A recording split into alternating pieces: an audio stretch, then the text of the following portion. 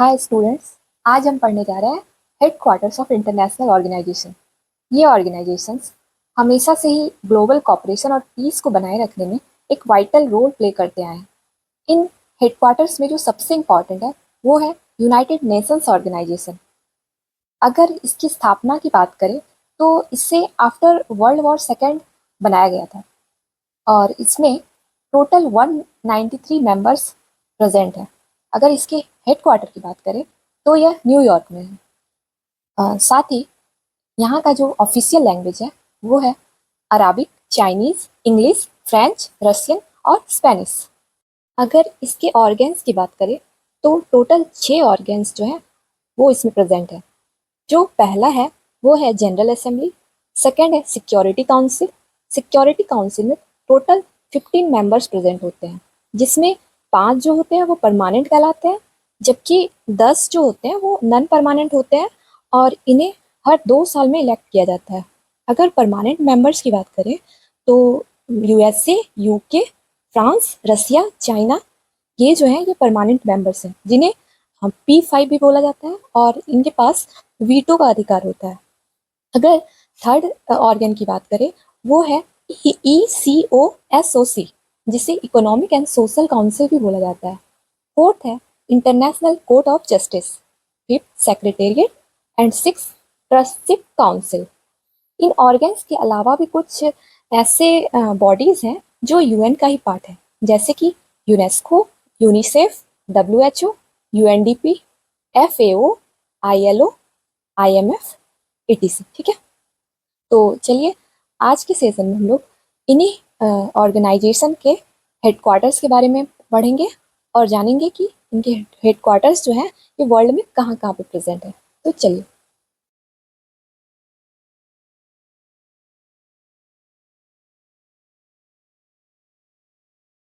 पूरे चैप्टर को मैप के थ्रू समझने की कोशिश करेंगे। अगर इस मैप में देखें तो हमें दिखेगा कि ये जो नॉर्थ अमेरिका वाला पार्ट है और ख़ासकर जैसे कि ये यूएसए हो गया, ठीक है। तो यूएसए में जो न्यूयॉर्क है और वाशिंगटन डीसी, यहाँ पर बहुत सारे ऑर्गेनाइजेशन के हेडक्वार्टर्स देखने को मिलेंगे, ठीक है। और कुछ जो है वो यूरोप में देखने को मिलेगा, ठीक है। और एक आध जो और भी कुछ ऑर्गेनाइजेशंस के हेडक्वार्टर है वो भी हम देखेंगे। तो सबसे पहले अगर हम न्यूयॉर्क से स्टार्ट करें तो हमने वीडियो के स्टार्टिंग में ही देखा था कि न्यूयॉर्क जो है वो यूनाइटेड नेशंस ऑर्गेनाइजेशन का हेडक्वार्टर है। और यूनाइटेड नेशंस का जो ऑर्गेनाइजेशन है उसमें हमने देखा कि पहला जो पार्ट है वो है यूएन जनरल असेंबली। तो यूएन जनरल असेंबली और यूएन का सिक्योरिटी काउंसिल, ये तीनों जो है वो मिलेगा न्यूयॉर्क में। तो कौन कौन सा हो गया? एक तो हो गया यूएन जो है, चूँकि इसका स्थापना ही यहाँ पे हुआ था न्यूयॉर्क में, ठीक है। और उसका जो जनरल असेंबली है, जनरल असेंबली कहने का मतलब है कि जहाँ पे बैठ के जो भी यूएन्स के मेंबर हैं वो आपस में कोई भी प्रॉब्लम को डिस्कस करते हैं, तो वो हो गया जनरल असेंबली। तो वो भी कहाँ पे है? न्यूयॉर्क में, ठीक है। और थर्ड हो गया सिक्योरिटी काउंसिल, ये भी हमारा न्यूयॉर्क में ही है, ठीक है। आगे जो है फोर्थ ECOSOC, ये भी यूएन का ही पार्ट है, तो ये भी यहीं पे है, ठीक है। फिर चूँकि यूएन का हमने पार्ट एक और भी पार्ट देखा था, कौन सा? एक तो था इंटरनेशनल कोर्ट ऑफ जस्टिस। तो ये हम देख सकते हैं कि यहाँ न्यूयॉर्क में नहीं है, ठीक है। तो ये जो है ये नीदरलैंड के द हेग में है, ठीक है। ये हो गया यूरोप का एक कंट्री है नीदरलैंड, वहाँ पे है, ठीक है। कौन सा? International court of justice. तो ये हो गया सारा इसका यूएन का जो ऑर्गेन्स है उसका जो हेडक्वार्टर्स है। आगे देख सकते हैं कि यूएन्स का कुछ और भी पार्ट्स था, जैसे कि हमने देखा यूनिसेफ, ठीक है। तो यूनिसेफ क्या है? यूनिसेफ क्या है कि एक तरह से चिल्ड्रंस के लिए हेल्थ केयर या फूड ये प्रोवाइड करता है। तो यूनिसेफ का भी जो हेडक्वार्टर है वो न्यूयॉर्क में ही है, ठीक है। और ये सारा जो इस्टेब्लिशमेंट ईयर अगर हम याद साथ में कर ले तो ये सारा जो देखेंगे ये 1945 में हुआ है, जबकि यूनिसेफ जो है, ठीक है, यूनाइटेड नेशंस, उसके बाद फिर जो भी है चिल्ड्रंस इमरजेंसी फंड, ठीक है। तो ये कहाँ पे मिलेगा? न्यूयॉर्क में ही इसका हेडक्वार्टर है और ये 1946 में इस्टेब्लिश किया गया था। उसके बाद जो है वो है UNDP। UNDP का फुल फॉर्म हो गया यूनाइटेड नेशंस डेवलपमेंट प्रोग्राम। तो ये भी है कहाँ पे? न्यूयॉर्क में ही है। तो ये हमने देखा कहाँ पे? न्यूयॉर्क का जो भी न्यूयॉर्क सिटी में जो भी इम्पॉर्टेंट हेडक्वार्टर्स है वो सारे, ठीक है। अगर यहाँ पे देखिए, तो यहाँ पे क्लियरली मेंशन है जो भी हमने बताया, ठीक है। एक सेकेंड, हाँ, तो अब यहाँ पे ये देख सकते हैं कि कुछ रिपोर्ट्स भी अगर साथ में याद कर लिया जाएगा तो ज़्यादा बेटर रहेगा। तो UNDP जो है, यूनाइटेड नेशंस डेवलपमेंट प्रोग्राम जो है, वो कुछ इंपॉर्टेंट जैसे रिपोर्ट्स पब्लिश करती है। कौन कौन सा? एक तो हो गया human development report, sustainable development goals, ठीक है, SDGs जिसको बोलते हैं, फिर जेंडर इनइक्वालिटी इंडेक्स, ये जो है UNDP ही पब्लिश करती है। तो हमारा न्यू ईयर कंप्लीट हो गया। अब हम देखेंगे वाशिंगटन DC में। तो वाशिंगटन DC भी यहाँ पे हो गया। अगर इस मैप पे देखें तो यहाँ पे देख सकते हैं, ये हो गया हमारा USA, इधर यहाँ पे है वाशिंगटन DC और इधर है न्यूयॉर्क, ठीक है। तो अगर वाशिंगटन DC में देखें तो हमें यहाँ पे दिखेगा कि कुछ जो मॉनेटरी फंड वाला जो है, ठीक है, वो वाशिंगटन DC में ही है। कौन कौन सा?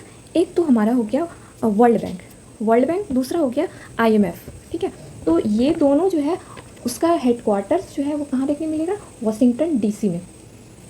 तो ये हो गया। फिर ये कुछ रिपोर्ट्स पब्लिश करते हैं, तो ये भी देख लेते हैं। तो ये जो है वर्ल्ड बैंक, एक तो ये रिपोर्ट पब्लिश करता है ग्लोबल इकोनॉमिक प्रॉस्पेक्ट रिपोर्ट, ठीक है। किसी भी एग्ज़ाम में जब हम जाते हैं तो मतलब क्या होता है कि पूछ देगा कि इंडिया का रैंकिंग कौन सा है या कौन सा कंट्री पहले रैंक पे है। तो ये जितना भी रिपोर्ट्स है, मैंने ऐसे तो बहुत सारा रिपोर्ट आते रहता है हमेशा, तो सारा याद नहीं रखना है, लेकिन जो इंपॉर्टेंट है तो वो तो याद रखना पड़ेगा कि कौन कौन सा रिपोर्ट कौन सा जो है जो ऑर्गेनाइजेशन है वो पब्लिश करता है। तो एक तो हो गया वर्ल्ड बैंक कौन सा रिपोर्ट पब्लिश करता है? Global economic prospect report. फिर सेकंड जो है ईज़ ऑफ डूइंग बिजनेस, ठीक है, ये बहुत बार क्वेश्चन आते रहता है, तो ये ध्यान रखना है, ये वर्ल्ड बैंक पब्लिश करता है। फिर IMF जिसका हेडक्वार्टर कहाँ पे है? वाशिंगटन DC में, ये world economic outlook report publish करती है। फिर एक हो गया ग्लोबल फाइनेंशियल स्टेबिलिटी रिपोर्ट, ठीक है, तो ये IMF ही जो है पब्लिश करती है। तो ये हमने देखा न्यूयॉर्क और वाशिंगटन DC को। आगे हम देखेंगे तीसरा जो इम्पोर्टेंट जो सिटी है जहाँ पे ढेर सारे इम्पॉर्टेंट हेडक्वार्टर्स हैं, वो है जेनेवा, जो कि स्विट्ज़रलैंड में है, ठीक है। तो ये देख सकते हैं, अगर इस मैप में देखें तो ये तो एशिया का मैप हो गया। तो अगर स्विट्ज़रलैंड के जेनेवा में देखें तो एक तो WHO का मुख्यालय यहाँ पे देखने को मिलेगा। WHO क्या हो गया? वर्ल्ड हेल्थ ऑर्गेनाइजेशन, और ये भी किसका? UN का ही एक एजेंसी है। फिर आगे है ILO, इंटरनेशनल लेबर्स ऑर्गेनाइजेशन, ठीक है। ये जो है ये ऑर्गेनाइजेशन फर्स्ट वर्ल्ड वॉर के बाद बनाया गया था 1919 में। क्यों? क्योंकि लेबर्स का जो भी हक है उसको प्रॉपर तरीके से उसको देने के लिए या उस वहाँ तक पहुँचे, तो उसके लिए ILO स्टैब्लिश किया गया था। थर्ड है वीपो, ठीक है। वीपो जो है वो क्या करता है, मतलब इसका फुल फॉर्म हो गया वर्ल्ड इंटेलेक्चुअल प्रॉपर्टी ऑर्गेनाइजेशन। मतलब जो इंटेलेक्चुअल जो सारे कंट्री है तो उसके बारे में ये उसको एसेस करता है, ठीक है। तो ये हो गया वीपो, ठीक है। फोर्थ जो है वर्ल्ड ट्रेड ऑर्गेनाइजेशन WTO, ठीक है। ये इसका भी जो हेडक्वार्टर है वो जेनेवा में है। यहाँ पे थोड़ा कन्फ्यूज़न हो सकता है, तो इसको याद रखना है, वर्ल्ड बैंक और IMF जो है वो वाशिंगटन DC में है, और वर्ल्ड ट्रेड ऑर्गेनाइजेशन जो है वो कहाँ पे है? जेनेवा में है, ठीक है, जिसको 1995 में बनाया गया था। आगे है वर्ल्ड मेट्रोलॉजिकल ऑर्गेनाइजेशन, ठीक है, मतलब मौसम से रिलेटेड जो भी डिसीज़न लिया जाता है या उसके बारे में एसेस किया जाता है वो उसका भी मुख्यालय कहाँ पे है? जेनेवा में। फिर है UNHCR। अगर इस मैप में ठीक से क्लियर नहीं हो रहा है तो हम लोग यहाँ भी देख सकते हैं। एक मिनट, ठीक हो गया, हाँ, ये हो गया जेनेवा में। तो जेनेवा में जो भी इंपॉर्टेंट ऑर्गेनाइजेशन है वो हो गया world health organisation, international labour organisation WIPO, ठीक है, वर्ल्ड ट्रेड ऑर्गेनाइजेशन, फिर मेट्रोलॉजिकल वाला यहीं पे है, फिर UN high commissioner for refugees से रिलेटेड जो भी प्रॉब्लम्स होता है यहाँ पे डिस्कस किया जाता है। फिर UN ह्यूमन राइट्स काउंसिल भी यहीं पे है। फिर international committee of the red cross. अगर इतना लंबा चौड़ा याद नहीं रख सकते तो ये याद रखना है कि रेड क्रॉस का कहाँ पे है, ठीक है। ह्यूमन राइट्स वाला ये सारे UN वाला तो हो गया, ह्यूमन राइट्स काउंसिल ये हो गया कहाँ पे? जेनेवा में, ठीक है। फिर UN का जो रिफ्यूजीज़ के लिए है वो भी हमारे जेनेवा में है, ठीक है। तो ऐसे याद रखना है। फिर जो कुछ रिपोर्ट्स हैं जैसे कि वर्ल्ड हेल्थ ऑर्गेनाइजेशन जो है, जो कि UN का ही पार्ट है एक, तो वो क्या है कि वर्ल्ड हेल्थ रिपोर्ट पब्लिश करता है, ठीक है। फिर ILO इंटरनेशनल लेबर्स ऑर्गेनाइजेशन ये ग्लोबल वेज रिपोर्ट पब्लिश करता है। फिर ग्लोबल इनोवेटिव इंडेक्स जो है वो world intellectual property organisation publish करती है, ठीक है। तो ये हमने देखा जेनेवा, ठीक है। जेनेवा हो गया कहाँ पे, स्विट्ज़रलैंड में। स्विट्ज़रलैंड में एक और जो है वो जगह है जिसका नाम है लुज़ेन, ठीक है। तो लुज़ेन्स में जो है वो इंटरनेशनल ओलंपिक कमेटी है, ठीक है। तो ये भी याद रखना है। आईओसी का जो हेडक्वार्टर्स है कहाँ पे है, लुज़ेन स्विट्ज़रलैंड में। आगे हम देखेंगे फ्रांस के पेरिस में। अगर इस मैप पे देखें तो यहाँ पे देख सकते हैं कि लगभग यहाँ पे कहीं पे पेरिस है, ठीक है। तो पेरिस जो है यहाँ पे एक तो यूनेस्को का हेडक्वार्टर देखने को मिलेगा। यूनेस्को जो है वो क्या यूनाइटेड नेशंस का educational, scientific and cultural organisation जो है वो कहाँ पे है, पेरिस में, ठीक है, फ्रांस के पेरिस में। उसके बाद दूसरा जो है एक और यहाँ पे एक ऑर्गेनाइजेशन काफ़ी है मतलब इम्पॉर्टेंट है, वो है OECD। OECD का फुल फॉर्म है organisation for economic cooperation and development, ठीक है। ये सारा PDF में मेंशन किया हुआ है, तो वहाँ से आप देख सकते हैं, ठीक है।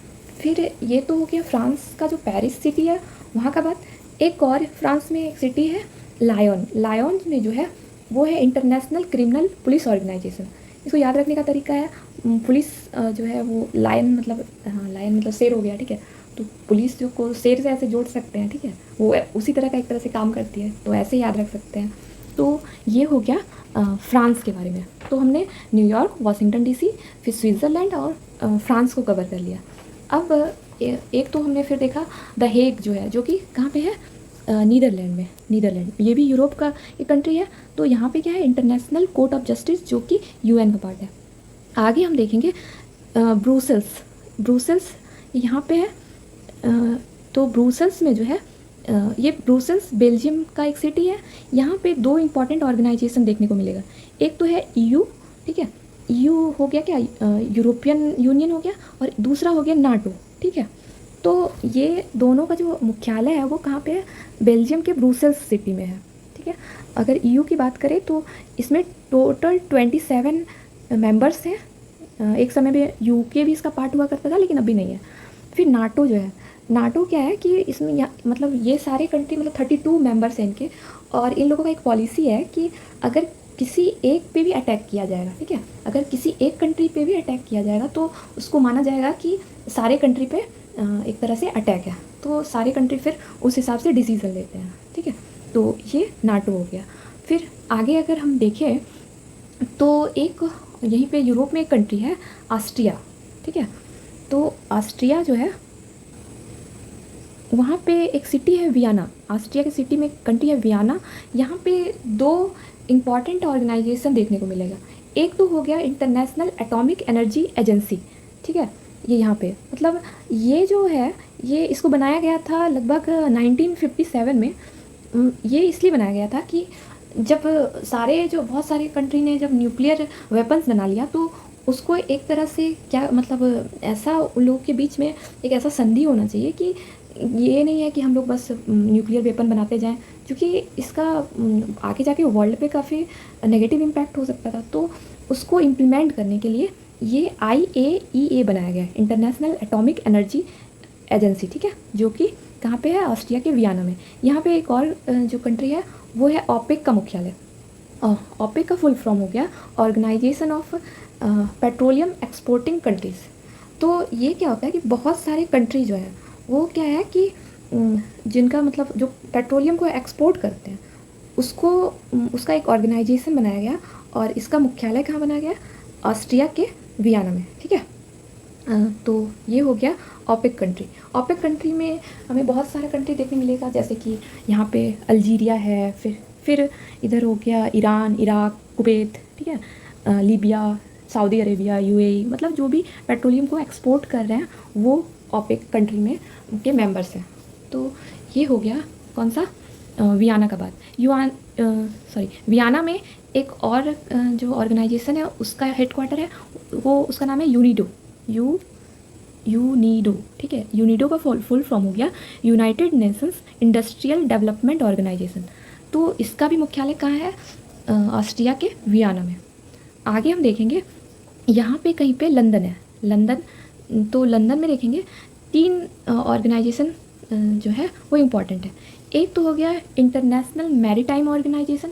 तो मैरीटाइम बोलते हैं जैसे समुद्र से रिलेटेड जो भी विवाद है, मतलब चूँकि बहुत हमारा जो अर्थ है उसमें समुद्र वाला जो पार्ट है वो बहुत ज़्यादा मतलब वास्ट है, तो उसके लिए कुछ नियम्स बनाया गया है, मतलब कुछ रूल्स बनाए गए हैं। तो उसको इम्प्लीमेंट करने का जो जिम्मेदारी है वो किसको दिया गया है? इंटरनेशनल मैरीटाइम ऑर्गेनाइजेशन, जिसका मुख्यालय लंदन में है। दूसरा है कॉमनवेल्थ नेशंस का जो ऑर्गेनाइजेशन है वो भी कहाँ पे है? यूके के लंदन में। तीसरा यहाँ पे एक और है एमनेस्टी इंटरनेशनल, ठीक है, एमनेस्टी इंटरनेशनल, इसका भी मुख्यालय लंदन में ही देखने को मिलेगा, ठीक है। अब आगे बढ़ेंगे, आगे जब हम देखेंगे तो यहाँ पे केन्या जो के नैरोबी वाले जगह में, मतलब ये यहाँ पे है, ठीक है।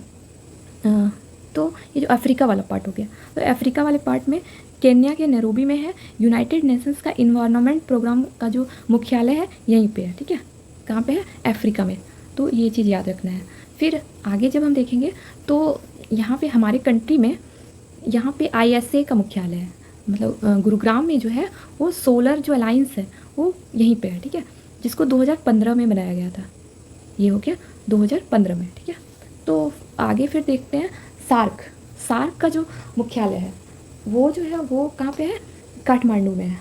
तो सार्क की अगर बात करें तो ये एशिया में है, ठीक है, और इसका मुख्यालय जो है नेपाल के काठमांडू में है। आगे जब देखेंगे यहाँ पे हो गया ढाका, यहाँ पे है, ठीक है, बांग्लादेश का ढाका। वहाँ पे बिम्स्टेक का मुख्यालय देखने को मिलेगा। बिम्स्टेक का फुल फॉर्म हो गया bay of Bengal initiative for multi sectoral technical and economic cooperation, मतलब बे ऑफ बंगाल में कुछ कंट्रीज़ जो है उन्होंने मिलकर बिम्स्टेक बनाया है, जिसका मुख्यालय ढाका में है। आगे अगर देखें तो चाइना में हमें एक तो मिलेगा SCO का मुख्यालय, ठीक है, ये हो गया। चाइना कहाँ चला गया? यहाँ पे, ठीक है। ये चाइना के बीजिंग में जो है वो SCO का मुख्यालय देखने को मिलेगा। इसमें काफ़ी इंटरेस्टिंग चीज़ें हैं। SCO का फुल फॉर्म है संघाई कॉपरेशन ऑर्गेनाइजेशन, लेकिन संघाई है, लेकिन इसका मुख्यालय संघाई में ना होके बीजिंग में है, ठीक है, SCO का मुख्यालय। फिर यहाँ पे एक और जो हेडक्वार्टर्स है उसका नाम है एशियन इंफ्रास्ट्रक्चर इन्वेस्टमेंट बैंक, जिसको AIIB बोला जाता है। उसका भी मुख्यालय चाइना के बीजिंग में है। फिर चाइना के में एक और शहर है संघाई, ठीक है, संघाई में NDB का मुख्यालय देखने को मिलेगा। अगर हम यहाँ पे देखें तो चाइना में जो है, चाइना के बीजिंग में एक तो SCO का मिलेगा प्लस AIIB का, और चाइना के संघाई में NDB का मिलेगा, ठीक है, न्यू डेवलपमेंट बैंक, जो कि ब्रिक्स कंट्रीज़ का जो बैंक है वो यहीं पे है, ठीक है। फिर आगे हम देखेंगे फिलीपींस जो है, फिलीपींस के मनीला में, अगर यहाँ पे देखें ये हो गया मनीला, ठीक है। तो मनीला में जो है यहाँ पे देखने मिलेगा ADB का मुख्यालय। ADB हो गया एशियन डेवलपमेंट बैंक। फिर आगे जो है आसियान कंट्रीज़ का जो है मुख्यालय वो मिलेगा जकार्ता में, इंडोनेशिया के जकार्ता में। तो ये जो है इस मतलब ऑर्गेनाइजेशन में एक तो हो गए, मतलब आसियान जो है वो क्या है? साउथ ईस्ट जो एशिया है ये क्या हो गया? South east Asia. तो उसका एसोसिएशन जो है उसको बोलेंगे आसियान, ठीक है। तो इसमें जैसे कि सिंगापुर हो गया, Thailand, Vietnam, Cambodia, Malaysia, Myanmar, ये सारे कंट्री आएंगे, ठीक है। आगे जो है वो एक इटली के रोम में एक छूट गया था, UN का जो WFP, ठीक है, वर्ल्ड फूड प्रोग्राम, उसका जो हेडक्वार्टर है वो इटली रोम में है, ठीक है। तो ये हो गया। फिर और कौन सा छूटा है? हाँ, एक है AU का मुख्यालय। AU हो गया अफ्रीकन यूनियन, ठीक है। तो ये जो है ये मिलेगा आदिस अबाबा में, ठीक है, अफ्रीका, ये हो गया अफ्रीका। तो अफ्रीका के आदिस अबाबा में, जो कि इथोपिया में है, वहाँ पे है EU का मुख्यालय। फिर एक और है अरब लीग का जो मुख्यालय है वो है इजिप्ट के कायरो में। फिर एक और है ट्रांसपेरेंसी इंटरनेशनल, इसका मुख्यालय मिलेगा बर्लिन जर्मनी में, ठीक है, इधर कहीं पे है। तो ट्रांसपेरेंसी इंटरनेशनल जो है वो करप्शन परसेप्शन इंडेक्स पब्लिश करती है। तो यहाँ पे हम देख सकते हैं ये हो गया, ठीक है। ये बर्लिन में जो है ये ट्रांसपेरेंसी इंटरनेशनल का मुख्यालय है, जो कि करप्शन परसेप्शन इंडेक्स प्रस्तुत करती है, ठीक है। फिर कुछ और भी रिपोर्ट्स जो हैं उसको थोड़ा बहुत देख लेते हैं, जैसे कि वर्ल्ड इकोनॉमिक फोरम जो है ये 3 रिपोर्ट जो है, ऐसे तो ढेर सारा ये रिपोर्ट पब्लिश करती है, लेकिन 3 जो है काफ़ी फेमस है। एक तो ग्लोबल जेंडर गैप रिपोर्ट हो गया, फिर ग्लोबल कम्पिटिटिवनेस रिपोर्ट, फिर तीसरा हो गया ह्यूमन कैपिटल इंडेक्स। तो ये वर्ल्ड इकोनॉमिक फोरम जो है वो पब्लिश करती है। फिर वर्ल्ड हैप्पीनेस रिपोर्ट जो है वो यूएन का sustainable development solution network publish करती है, ठीक है। ये सब एग्जामिनेशंस में बहुत रिपीट होते रहता है, तो इसको पढ़ना ज़रूरी है। फिर अगर देखें यूएन का ही कुछ पार्ट्स है, जैसे एक हो गया international civil aviation organisation, ICAO, C for civil, ठीक है। मतलब जो भी सिविल एविएशन से रिलेटेड जो भी इम्पॉर्टेंट जो डिसीज़न लिया जाता है वो मॉन्ट्रियल कनाडा में लिया जाता है, ठीक है, मॉन्ट्रियल कनाडा। फिर आगे है ITU का मुख्यालय, इंटरनेशनल टेलीकम्युनिकेशन यूनियन, इसका भी जो मुख्यालय है वो जेनेवा में ही है। फिर है UPU का फुल फॉर्म हो गया यूनिवर्सल पोस्टल यूनियन, ये जो है स्विट्ज़रलैंड के बर्न में है। आगे है WTO, तो WTO यहाँ पे वर्ल्ड ट्रेड ऑर्गेनाइजेशन नहीं हुआ, ये मतलब चूँकि हमने पढ़ा कि वर्ल्ड ट्रेड ऑर्गेनाइजेशन कहाँ पे है, स्विट्ज़रलैंड के जेनेवा में, लेकिन यहाँ पे टूरिज़्म की बात किया जा रहा है, ठीक है। तो टूरिज़्म वाला जो है वो स्पेन के मैड्रिड में है, स्पेन के मैड्रिड में। तो आज हमने जो है जो सारे हेडक्वार्टर्स हैं उनका जो मतलब कंट्रीज़ नहीं, इंटरनेशनल ऑर्गेनाइजेशंस के हेडक्वार्टर्स के बारे में पढ़ा। आई होप आपको समझ में आया हो क्या। धन्यवाद।